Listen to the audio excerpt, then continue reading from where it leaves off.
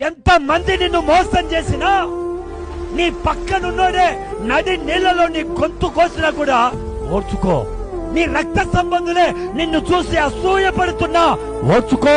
నువ్వు పైకి ఎదుగుతుంటే ఎవడైతే నిన్ను తొక్కాలని లాగుతుంటాడో అవి నీకు తెలిసినా కూడా ఓర్చుకో. పరిస్థితులు నువ్వు అనుకున్నట్టు జరగవు, నువ్వు ఆశించింది దొరకదు.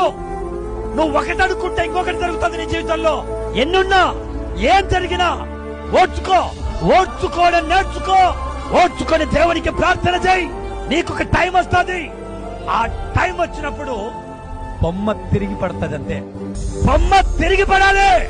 బొమ్మ తిరిగి పడడం అంటే ఎవడెవడైతే ఇదిగో నీ బతికింతేని ఎవడైతే నీకు ముద్ర వేశాడో, నువ్వు తాగుడు పోతాడురా, నువ్వు మారవని ఎవడైతే నీకు ముద్ర వేశాడో, నీ బతుకునింతేని ఎవడెవడైతే నీకు ముద్ర వేశాడో, నువ్వు ఓర్చుకొని దేవుని సహాయం పొందుకొని ముందుకు సాగిపో.